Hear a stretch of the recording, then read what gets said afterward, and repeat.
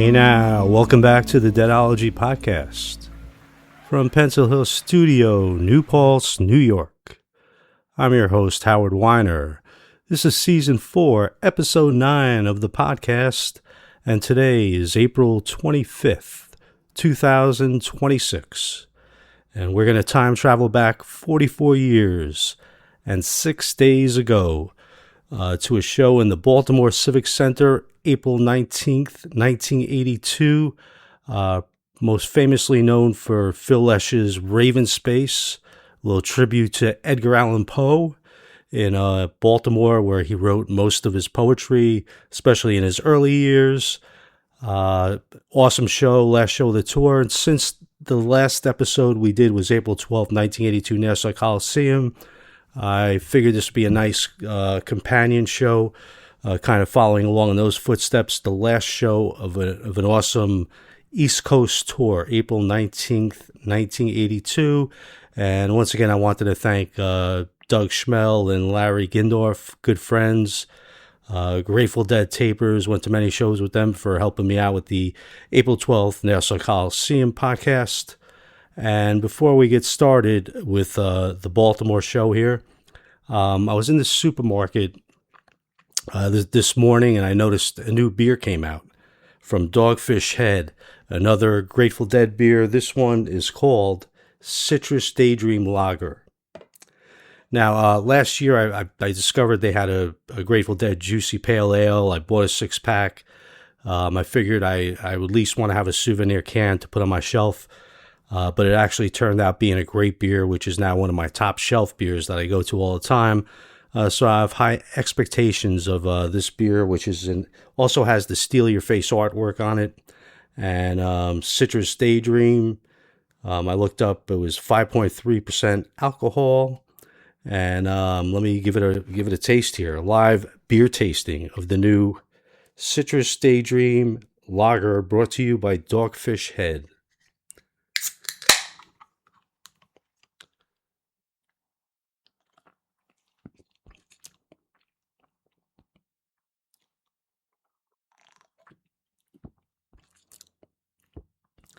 All right, I just did some double sipping there. Really good for a citrus beer. It's beautifully blended.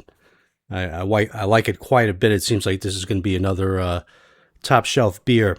A lot of times when you get like a beer that has fruit in it, it's either too sweet or too sour. Very grapefruity or too much lemon. This one, I can't even tell what the citrus fruit is really, but it's beautifully blended. Great taste. Yeah, that's a winner. I like this one a lot. Citrus Daydream. Check it out. Green and gold can, probably in your supermarkets by now. Nice beer for the summer. Onward and forward with the Baltimore show, April 19th, 82. So last show of a great tour. And the last shows of tours for the Grateful Dead could be pretty funny. It would be it was either up or down. They were very excited to wrap up the tour and lay it all on the line for the last show, or sometimes they were just too exhausted and the show would be a little off the last show of the tour. That happened in the fall of 83, which I think was the best tour I ever saw, during my touring days. That was, they played the Garden and Lake Placid. It was an awesome tour, but the last show in Syracuse was off a little bit, probably the worst show of that tour. But then the following year in Syracuse, 84, the last show of that tour happened to be a great show in Syracuse. So it's they tend to vary, either a great show or just off. There's you don't get too many mediocre shows for the last show of a tour.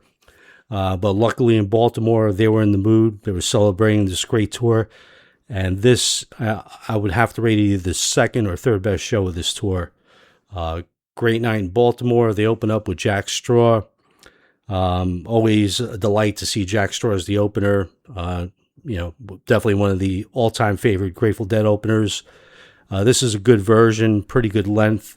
And the only reason I'm not overly enthusiastic about it is because I tend to compare versions to other versions from the tour.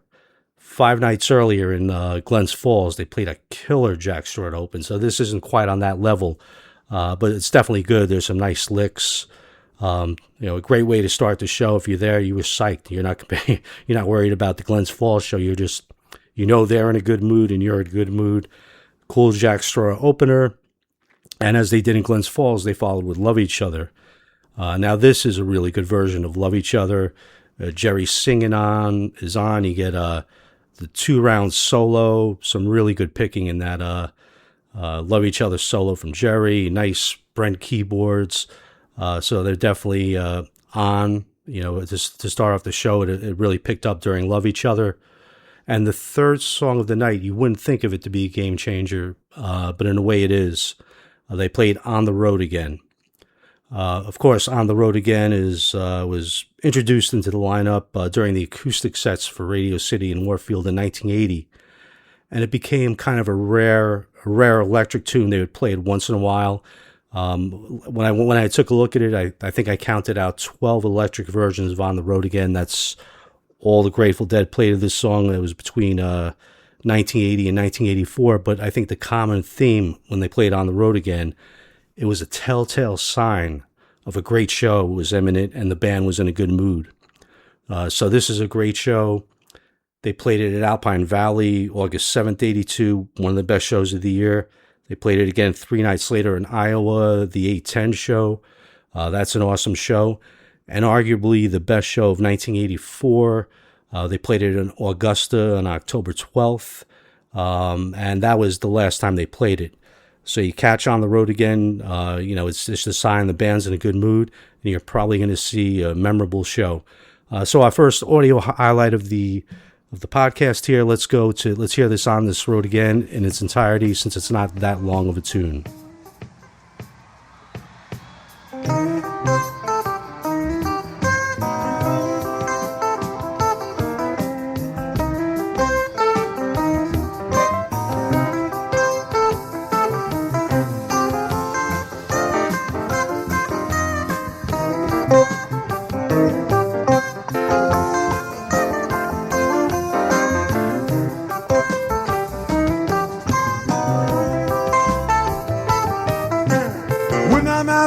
Tell the reason why backers even do things on the slide. Look for your supper to be good and hot. Never even put a stew bone in the pot. She's on the road. Show us your bone. Match your bone. Even on the road again. On the road again. Show us your bone.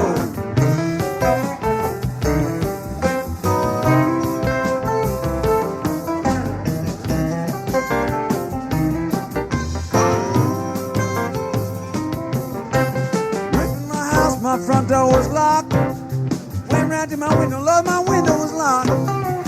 Jumped right back, shook my head. Big old round in my folding bed. So I shot through the window, I broke the glass.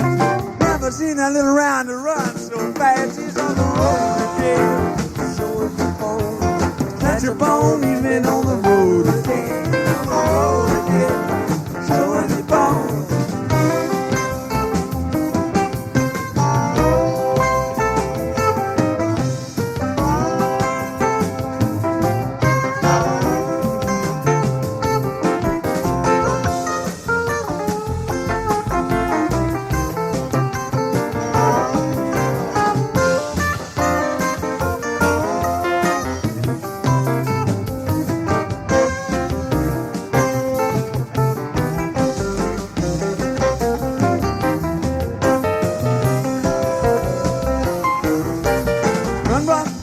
Looking for his hat. Wants to know where's your husband's at. He said, I don't know. He's on the way to the pen. He said, come on, pretty mama, let's get on the road again. They're on the road again. Show us your bone, not your bone. He's been on the road again. They're on the road again. Show us your bone, not your bone. On the road again.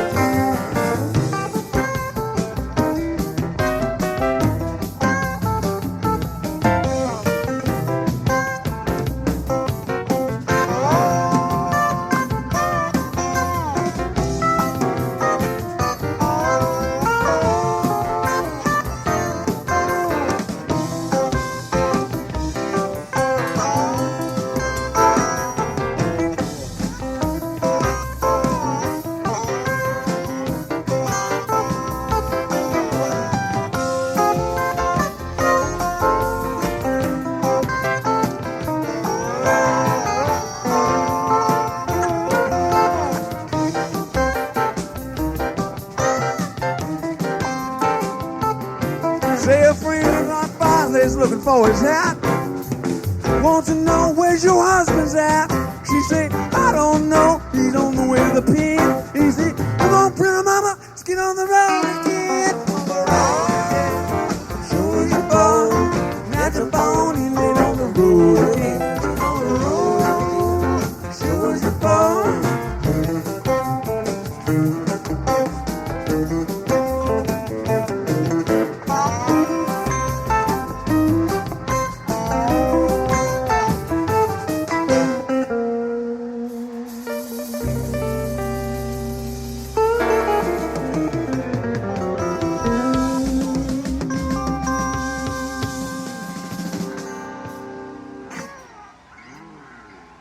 Next time we'll figure out how to make that one longer. Natural Born Easement on the road again. Telltale signs of a great show impending. A little bit of a bumpy ride there and an abrupt ending, but it's the gesture that counts. Moving on with this show, and you'll see right away that the songs just line up all the songs you desire to hear in a great set. We get in the first set here. First set, definitely a very desirable set list. But as we go along, the second set is where the band really starts to take off playing wise. It's a spectacular second set. So in the fourth spot here, we got Peggy O. And the last show that we did that we discussed here on the podcast, Nassau Coliseum, we all kind of raved about the Peggy O. Jerry singing was beautiful. So you could ditto that right here, but actually this is a better Peggy O. I really didn't know it till I listened to the show a bunch of times, but the Peggy O jam is pretty long. It's like a sneaky great Peggy O jam. So the band's really starting to get on fire here in the first set, and they follow up with Cassidy. So right away, you could tell by the songs they're playing that the band's in a great mood. They're trying to break out their best, be on the good foot for the last show of the tour here. And Cassidy, just a powder keg of a song. I think definitely one of the more popular first set Grateful Dead tunes. And we're going to go for another audio highlight here. What I love about this Cassidy is just the synergy of the band, the way everything's coming together. It sounds beautiful as one, but when you key in on what Brent's doing, obviously Jerry's leads are great here. Bobby's chords, the way he's playing the chords. Phil is going off on bass. All the little nuance you want to hear in great music is in this Cassidy jam. Now, in I think 1983, they kind of extended the Cassidy jam a little bit, but this is as hot as it gets for this time period. So enjoy the big instrumental of this Cassidy.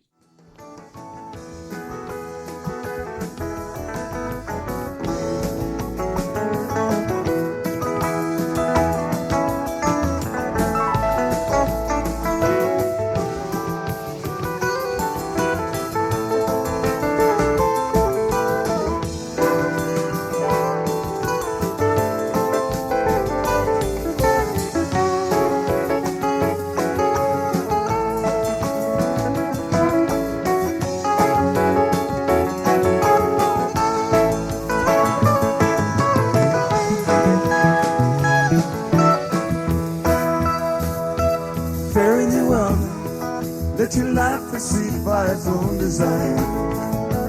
Nothing to tell now. Let the words be yours. I'm done with mine. Fare thee well. Let your life proceed by its own design. Nothing to tell now. Let the words be yours. I'm done with mine.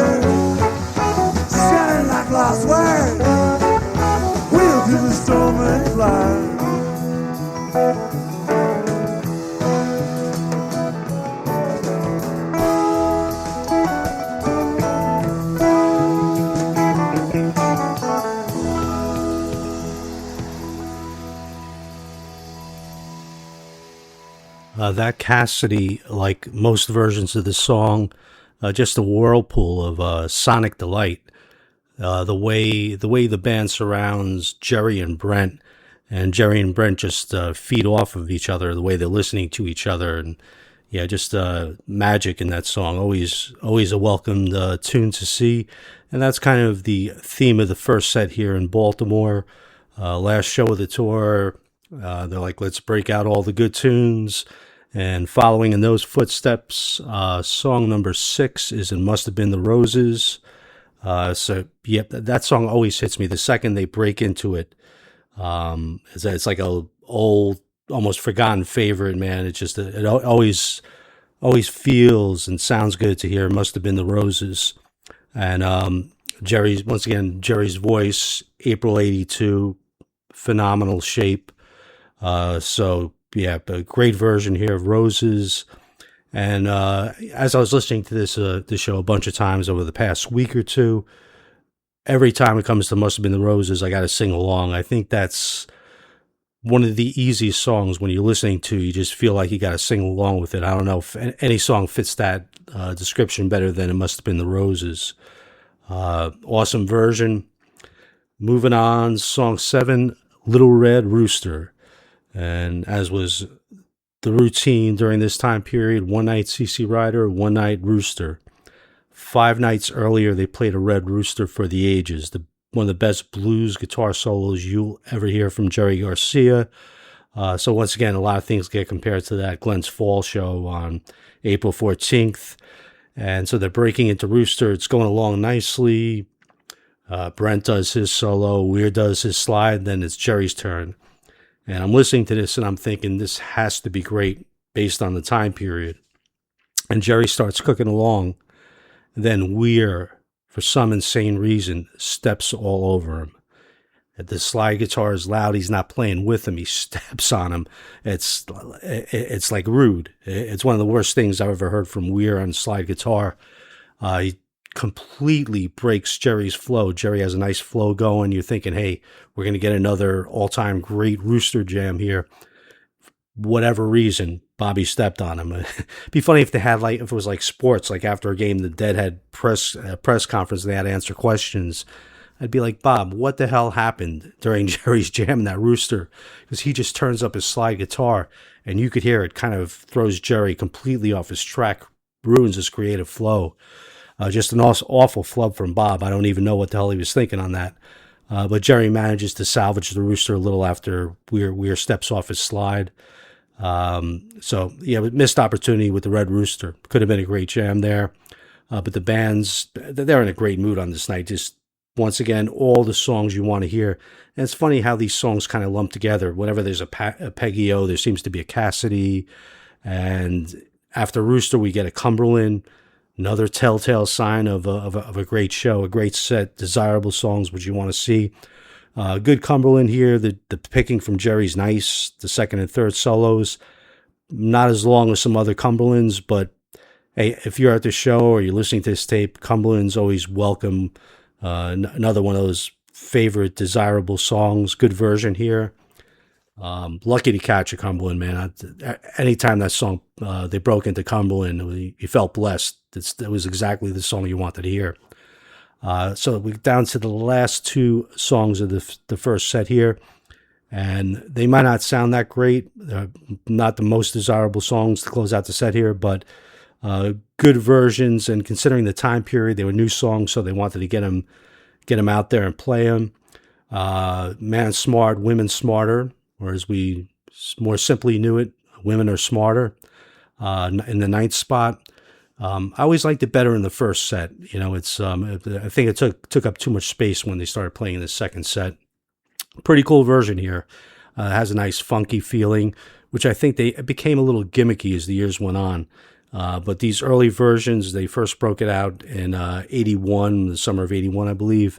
That these versions really have that the feel that they're supposed to have. Like a nice funky rhythm, almost a tribute to Harry Belafonte.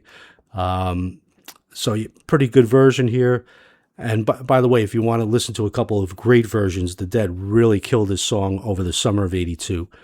We got Ventura, July 18th, and Alpine, August 7th. Phenomenal versions of Women Are Smarter, just really tight. Jerry's ripping, the band's into it. And then as time went on, it just became a little too gimmicky. A song that I really didn't look forward to, but it's obvious why they played it. Get all the women up dancing and got everybody up dancing. So it was, just a feel-good song for the crowd, but artistically maybe not the greatest song the Grateful Dead ever did. So they close out the set with Might As Well. And this Might As Well, excellent version.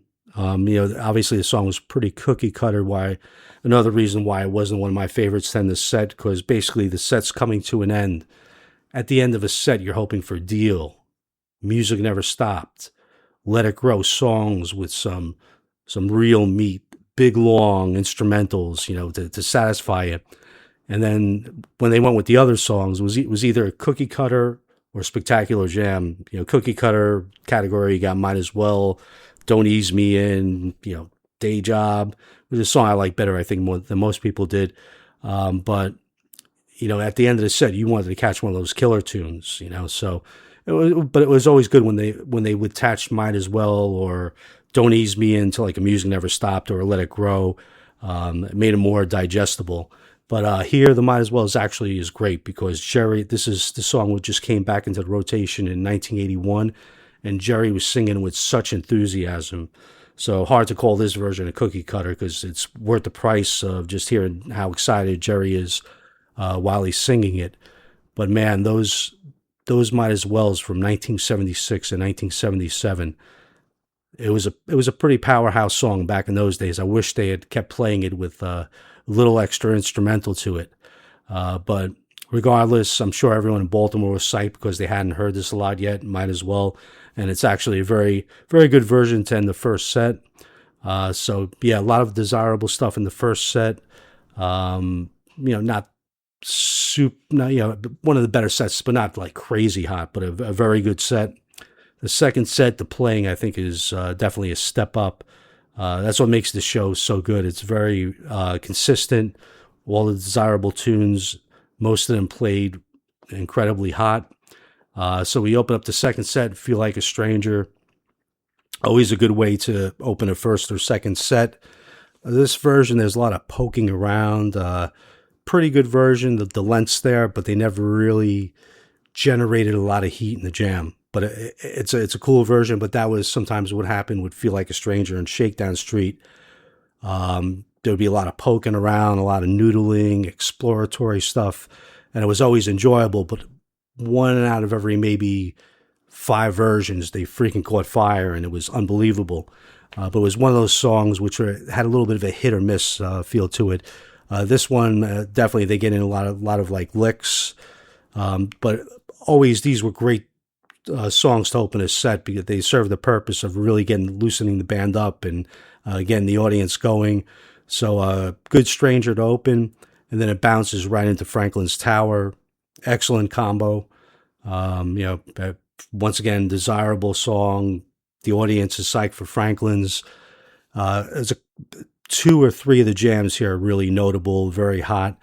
But really what these songs do here, just the enjoyment factor, plus they get the band all loose and fired up. These songs so set the stage for what was to come because the band was absolutely on fire as they go into the next segment. So you got a lot of cool pairings in this second set. Stranger Franklin's to open. 2 good, powerful, recent Grateful Dead, recent at the time, Grateful Dead originals. And then we got another combo on the heels of this, another combo of Dead originals, and Estimated Profit kicks it off. Now, this Estimated is one of my favorites. I would definitely put this top 3. This is where the show takes off. And this Estimated, we're going to do 2 audio highlights from this Estimated. It's so good. And the first part here, you could just tell the way. So a week ago, the last podcast we discussed from April 12th, the Coliseum, they played Estimated Uncle John's. And I think for the first time, they tried to do the between verse jam at the end of Estimated Profit before they went into Uncle John's band. And it worked out pretty good. I mean, people there must have been blown away by it. But this one is so much better. The whole Estimated plus that part where they go back.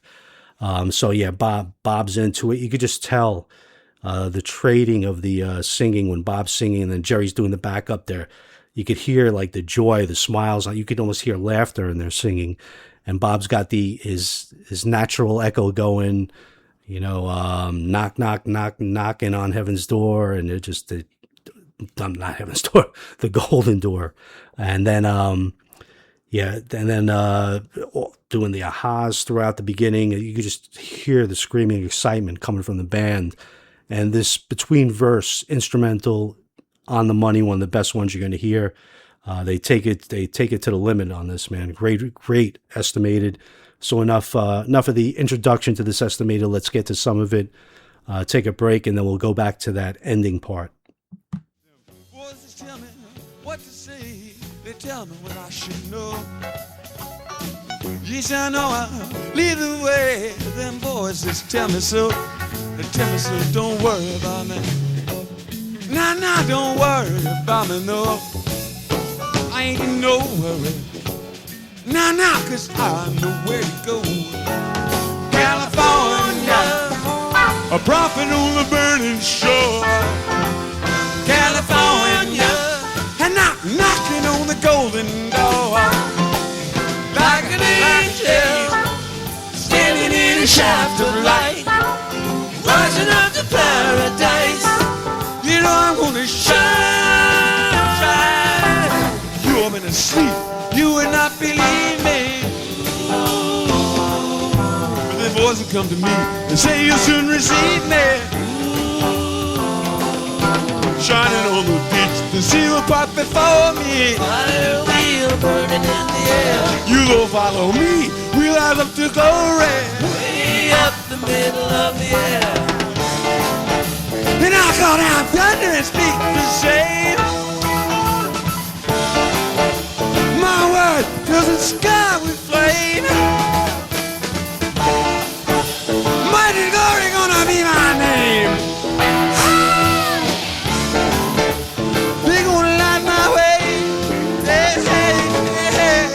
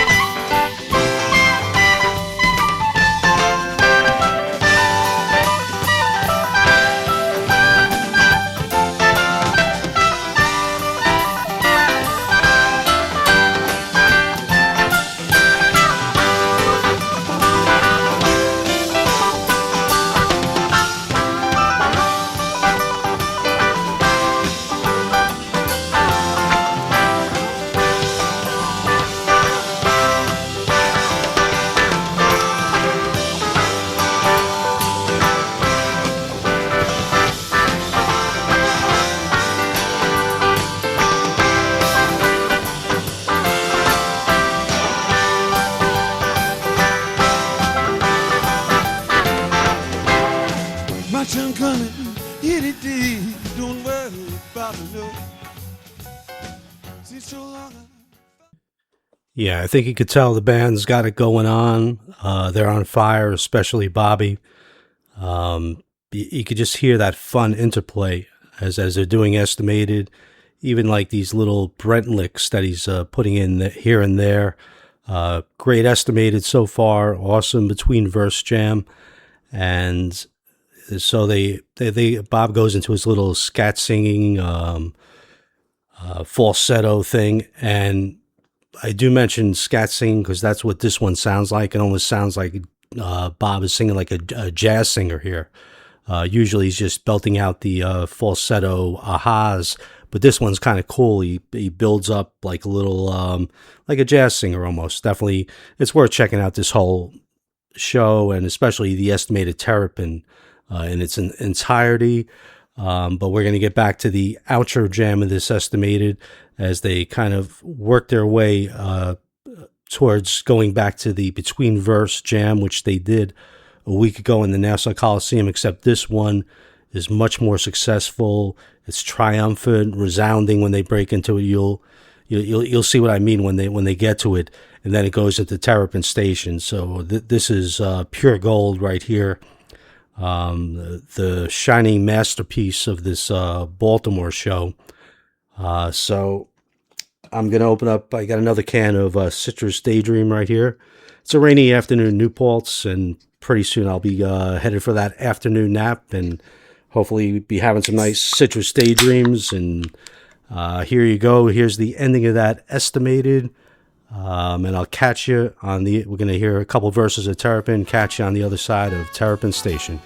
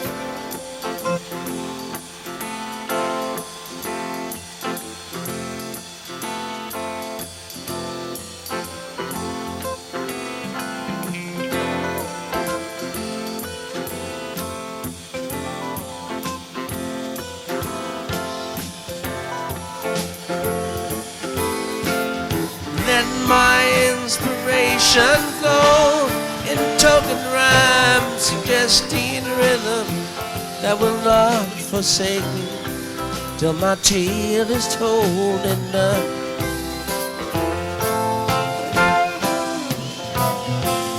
While the fire lights aglow, strange shadows from the flames will grow, till things we've never seen will seem familiar.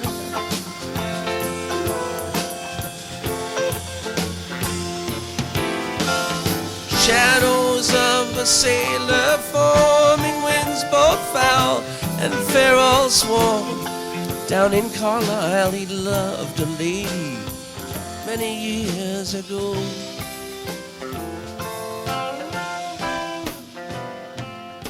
Here beside him stand. Yeah, that must have been so exciting to be there on April 19th, Baltimore, last show of the tour. Yeah, these were such formative times in my Grateful Dead career. This was the first tour where I caught multiple shows. I caught 4 shows: the amazing Philly Spectrum show, April 6th, Glens Falls, the 14th. Well, I caught 2 in Philly. I caught the first night in Philly before April 6th, April 5th, and Rochester, April 9th. Rochester, April. It's cool to think back of how you were into it back in the day, how exciting it was. If I would have saw that live estimated where they went back to the middle, the instrumental, and then segued into Terrapin, I would have been out of my mind with excitement. But yeah, it's still thrilling to hear these tapes, man. 44 years later, just a masterpiece here for eternity from the Grateful Dead. So estimated into Terrapin, drums, and then we get Phil's Raven Space. And it's kind of interesting. You're going from Robert Hunter's lyrical masterpiece, Terrapin Station, and drum space, and then you're going into Edgar Allan Poe. It's so fitting that it came in that particular way. So we get a little after drums poetry slam as Phil recites a good part of the Raven. I think some nitrous tank might have been involved here. But it's funny how this came about. I'm not sure exactly how all this came about, but the night before in Hartford, April 18th, Phil improvised a little poetry about the 1906 earthquake. It was supposed to be like a little scary space thing, with the San Francisco, the earthquake, this and that.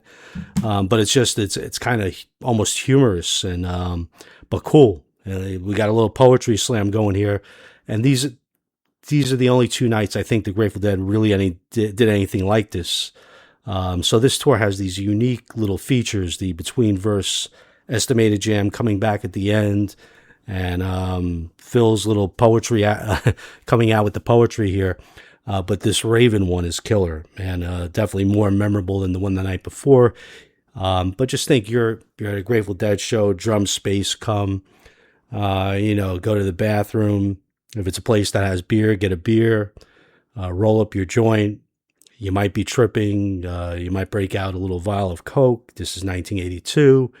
And, during space, you're working on getting high. Then all of a sudden, the Grateful Dead do this. Phil comes out with his Raven Space. And just check this out, man. Had a freaking blow. If you were on acid, this must have probably scared the hell out of people, really. But just such an entertaining thing here. A tribute to Edgar Allan Poe in Baltimore. And I never really thought about this. The Baltimore Ravens became a franchise in 1996. And I figured the Raven was, related to the Edgar Allan Poe, but the Baltimore Ravens are named after a freaking poem.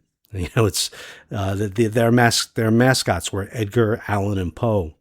So I was just looking that up. I was like, I had thought about it, but I never put too much thought into it.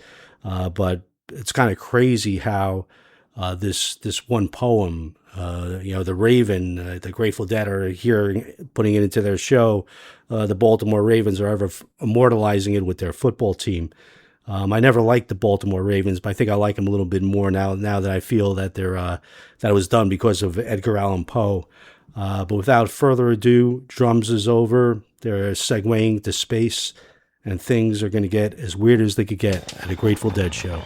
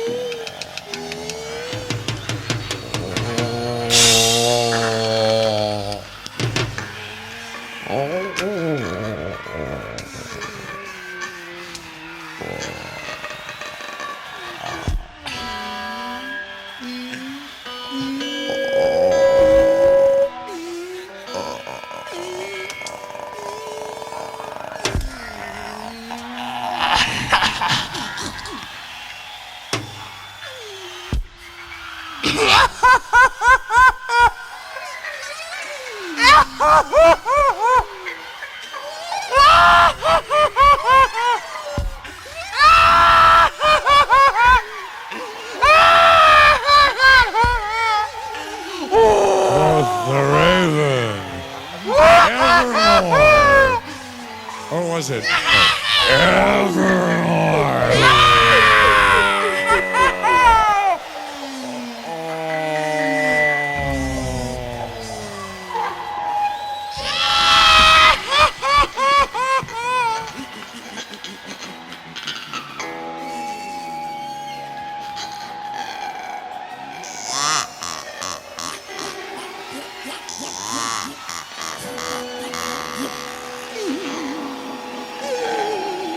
Twas a dark and stormy night,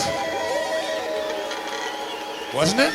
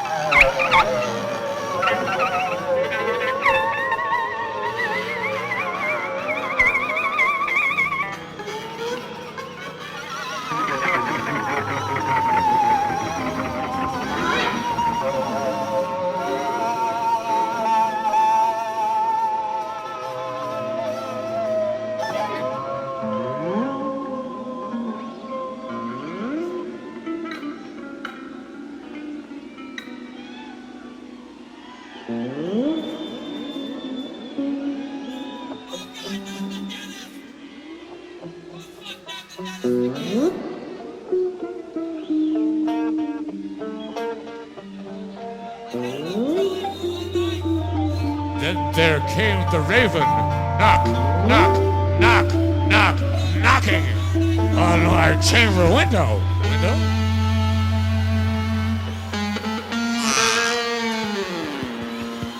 More nitrous. Oh.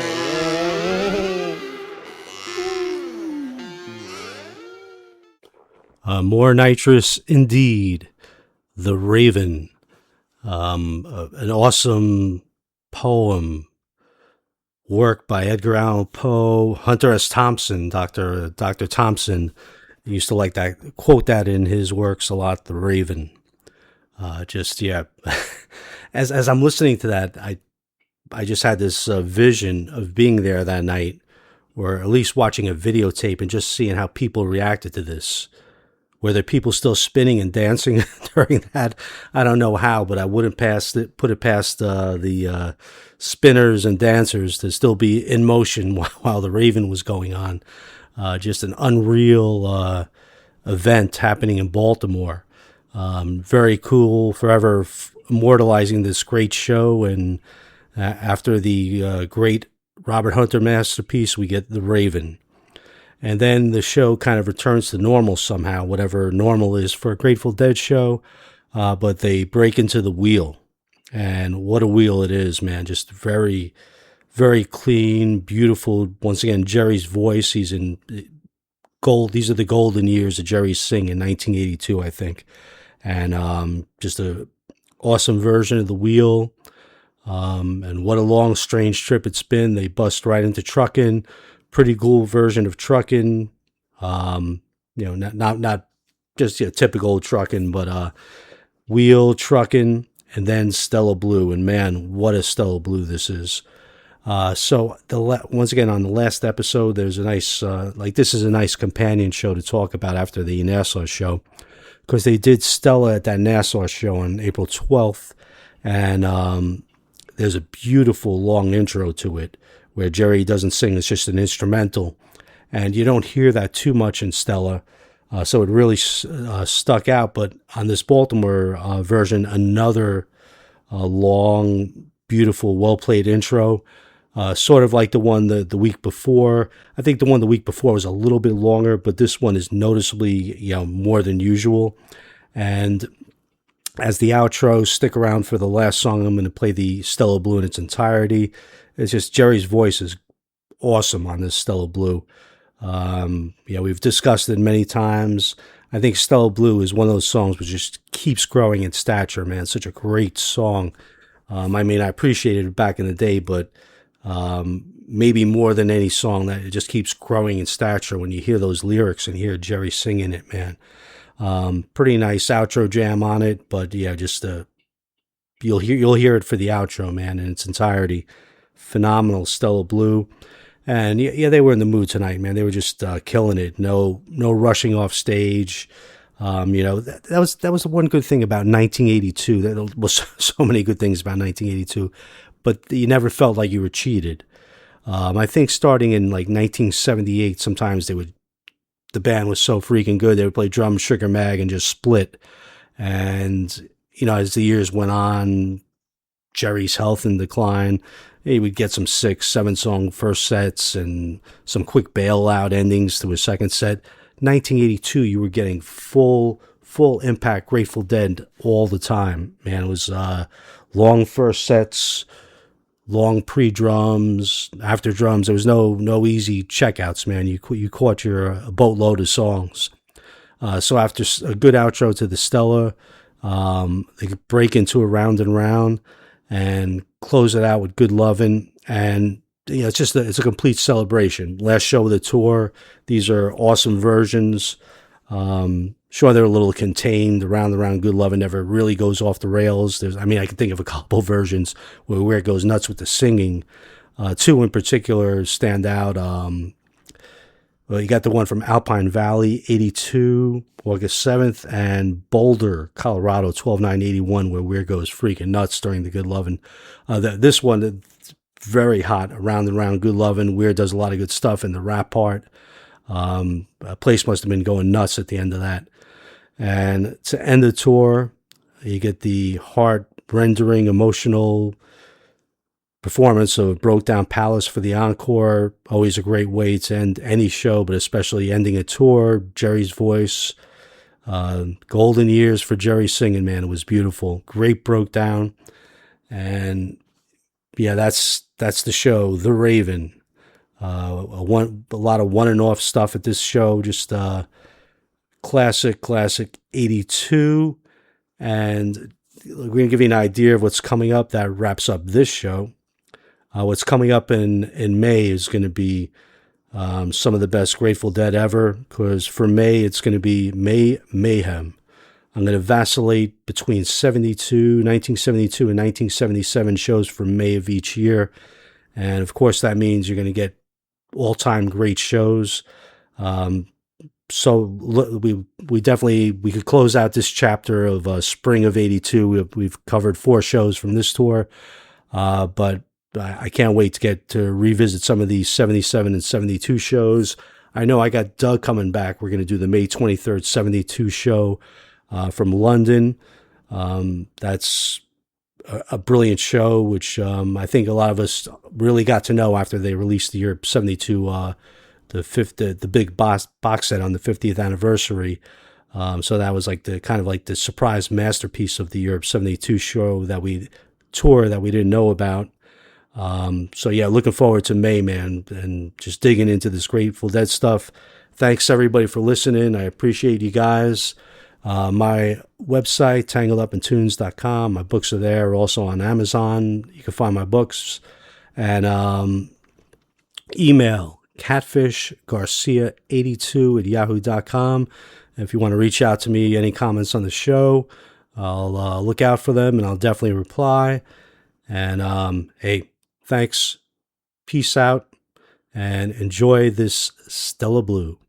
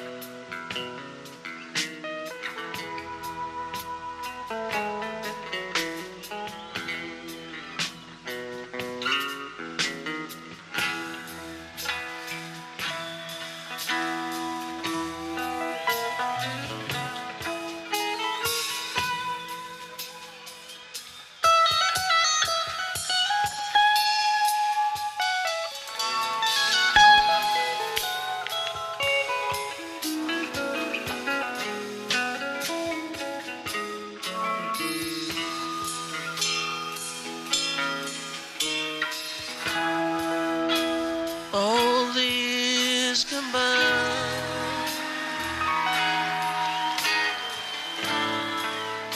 they melt into a dream.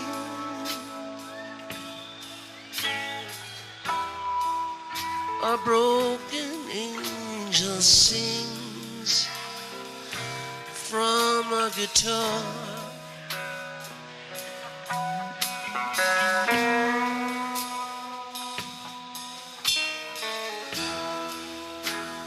The end is just a song.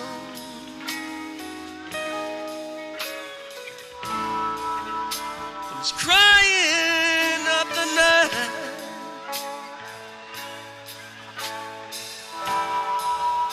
Through all the broken dreams and vanished years.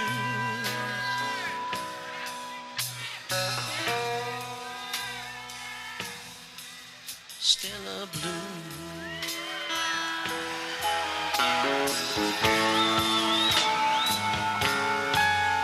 Stella Blue.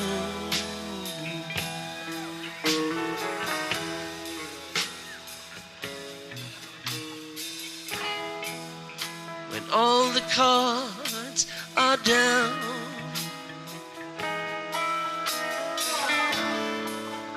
there's nothing left to see.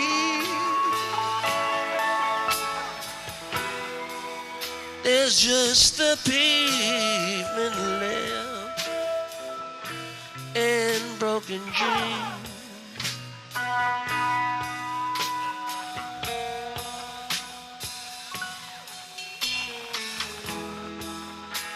In the end, there's still that song.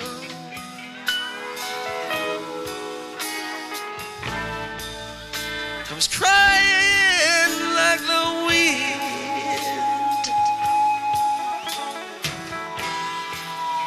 down every lonely street that's ever been.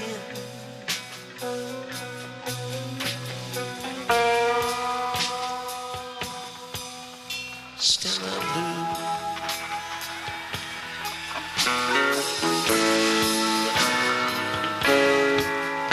Stella Blue.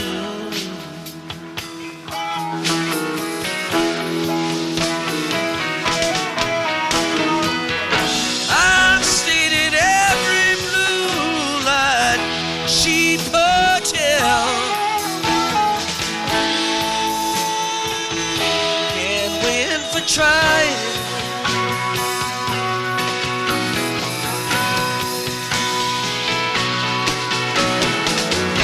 Burnish off those dusty strings just one more time.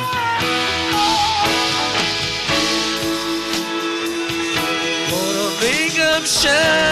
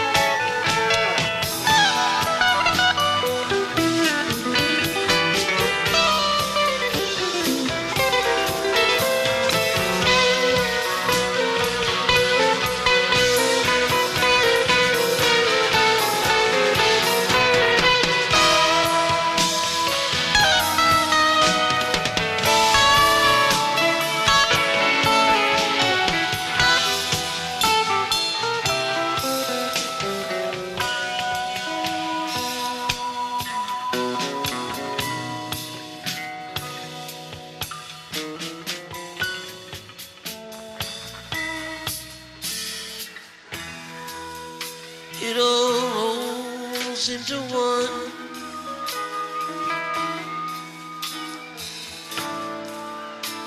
And nothing comes for free.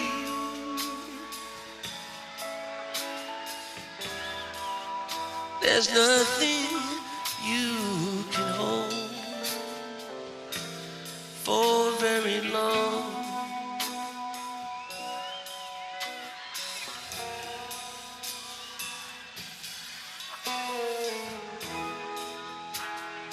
When you hear that song,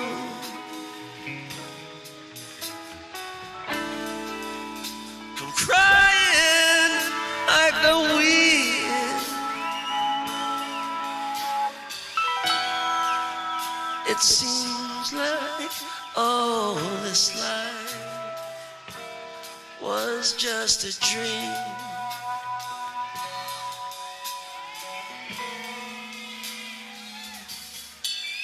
Still a blue.